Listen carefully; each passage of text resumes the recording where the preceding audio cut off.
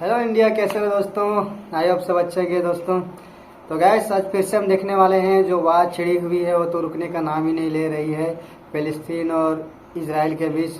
तो बबुआ भैया के भी वीडियो इसमें आया है तो उसी का रिएक्शन हम करने वाले हैं। टाइटल है किसे हो रही है हमास से हमदर्दी, इजराइल वर्सेस फिलिस्तीन। तो दोस्तों करते हैं वीडियो को स्टार्ट तुरंत। चलिए, हो गया।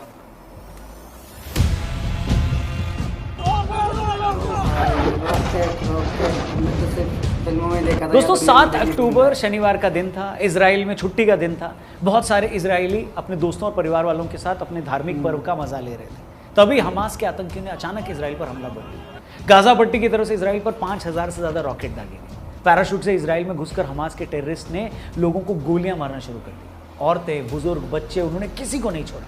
महिलाओं से रेप किए गए, उन्हें मारने के बाद गाड़ियों में नंगा घुमाया गया, उनकी टांगें तोड़ दी गई, बच्चों को किडनैप कर जानवरों की तरह पिंजरों में बंद कर दिया गया। कुल मिलाकर कुछ ही घंटों में उन्होंने ऐसी दहशत दिखाई जैसी दुनिया ने शायद ही पहले कभी देखी। इन हमलों में सिर्फ एक ही दिन में 700 से ज्यादा इजरायली मारे गए, सैकड़ों को बंधक बनाया गया और हमास ने छाती ठोक कर यह कहा कि हाँ, हमने ये किया है।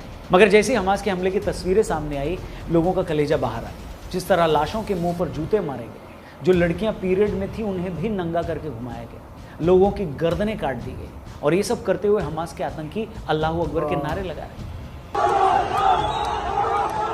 Today, people of Israel are under attack. Tensions between Hamas and Israel exploded. Many of the scenes in Israel are shocking and terrifying. दुनिया इस बात से हैरान होगी कि इजराइल जैसे ताकतवर देश को कैसे इस हमले की भनक तक नहीं लगी। मोसाद और सीआईए जैसी दुनिया की ताकतवर एजेंसियां क्यों इस हमले का पता नहीं लगा पाई। हमले के फौरन बाद इजराइल ने हमास को बर्बाद करना शुरू कर दिया। इजराइल ने कसम खाई कि वो पूरी तरह गाजा पट्टी पर कब्जा कर लेगा, गाजा पट्टी को पानी और बिजली की सप्लाई रोक देगा, अपने यहाँ से कोई खाना वहाँ नहीं जाने देगा और इस धरती से हमेशा हमेशा के लिए हमास का नामो निशान मिटा देगा। इजराइल का साथ देने के लिए अमेरिका ने भी अपना जंगी बेड़ा इजराइल भेज दिया। ऑस्ट्रेलिया और फ्रांस ने फिलिस्तीन की मदद रोक दी। चीन फिलिस्तीन से हमदर्दी दिखा रहा है। हमास ने लेबनान के कट्टरपंथी संगठन हिजबुल्लाह से मदद मांगी। ईरान ने इस्लामिक कंट्रीज की बैठक बुलाई। यूरोप के फॉरेन मिनिस्टर्स भी इस इशू पर बैठक कर रहे हैं। कुल मिलाकर हमास की इस हरकत ने पूरी दुनिया को थर्ड वर्ल्ड वॉर के किनारे पर लाकर खड़ा कर दिया है। हर सेंसिटिव आदमी में हमास के हमले को लेकर गुस्सा है। हमले की खौफनाक तस्वीरें देखकर हर इंसान कांप गया है। मगर यह देखकर दिल गुस्से से भर जाता है कि ऐसे माहौल में भी हमारे अपने ही देश में कुछ लोग इजराइल पर हुए इस हमले का जश्न मना रहे हैं।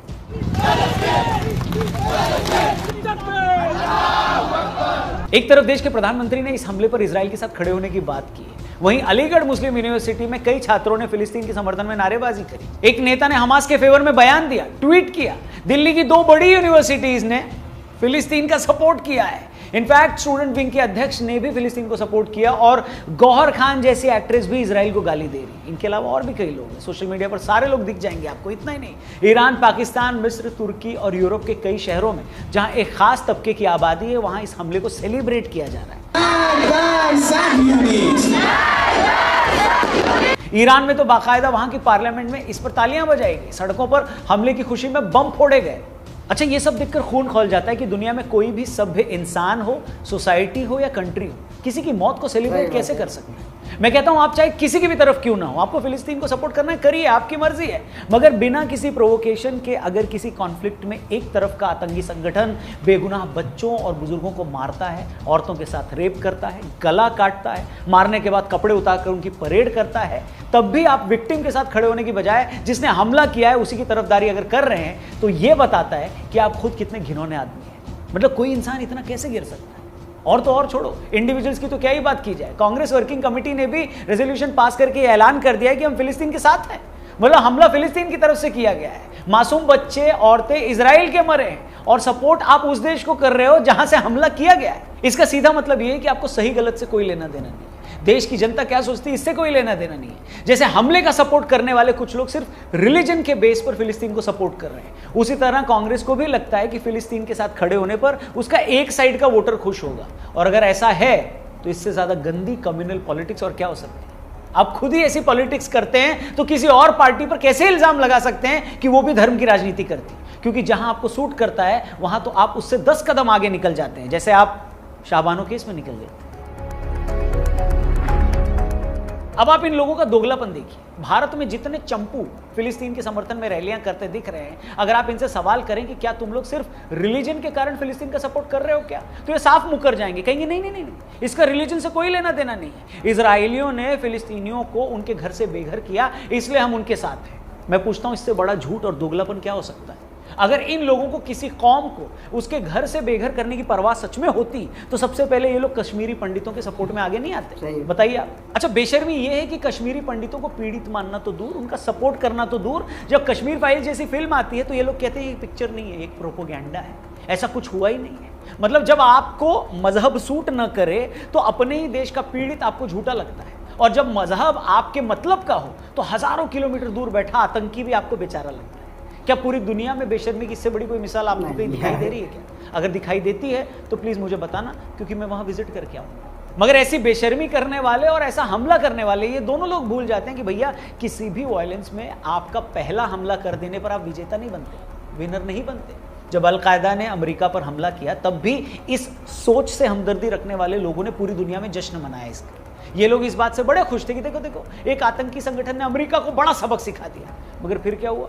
उसके बाद अमेरिका ने उस पूरे देश को बर्बाद कर दिया। जहां से यह हमला हुआ था उस पूरे देश को खत्म कर दिया। अब अल कायदा के हमदर्द चाहें तो 9/11 के हमले के बारे में सोच सोचकर खुश होते रहें, या ये सोचकर खुद को थप्पड़ मारें कि उसके बाद अमेरिका ने अफगानिस्तान और इराक में हजारों जानें ले ली।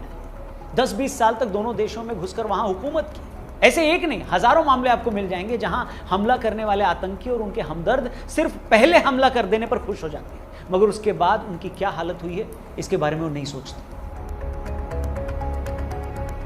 बेशक हमास ने इजराइल को बड़ी चोट पहुंचाई है, ऐसी चोट जो उसने पिछले 75 सालों में नहीं सही, लेकिन फिर भी याद रखना कि इजराइल भी ऐसा हमला शुरू कर चुका है। ऐसा हमला कि हमास क्या, उससे हमदर्दी रखने वालों की 1000 पुश्तें, इसे याद रखिए।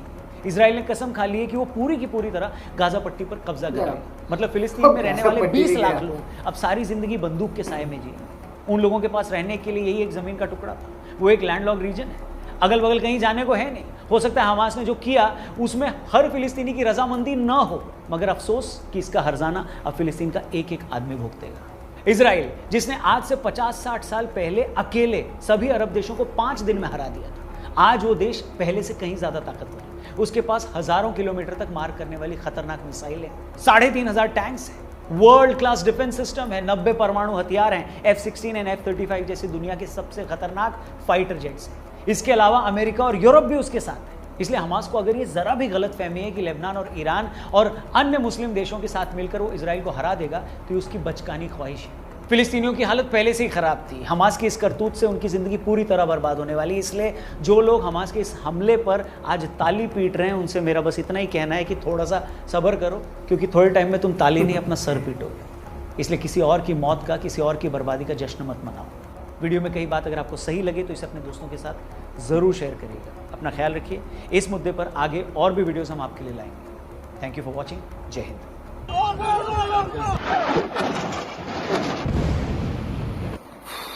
तो भाई वीडियो हो गई ख़त्म। बड़ा ही इमोशनल वीडियो था यार, सच में। सच कहें तो फिलिस्तीन पहले हमला किया था यार, जो कि ऐसा नहीं करना चाहिए। चलो हमला किया ठीक है, लेकिन ये जो रेप का जो मामला है ये तो बहुत ही गलत बात है यार। वार का भी एक रूल होता है, वार का भी एक मतलब नियम होता है कि, लेकिन क्या ये सब यार, मैं क्या कहूँ। वीडियो में आप लोग तो देख ही लिया दोस्तों, और अगर वीडियो अच्छा लगा होगा तो शेयर कीजिए जो बुगो भैया ने कहा, और चैनल पर नहीं है तो सब्सक्राइब करिए। ओरिजिनल वीडियो देखना आपको लिंक नीचे डिस्क्रिप्शन में मिल जाएगा। मिलते हैं अगले वीडियो में, तब तक के लिए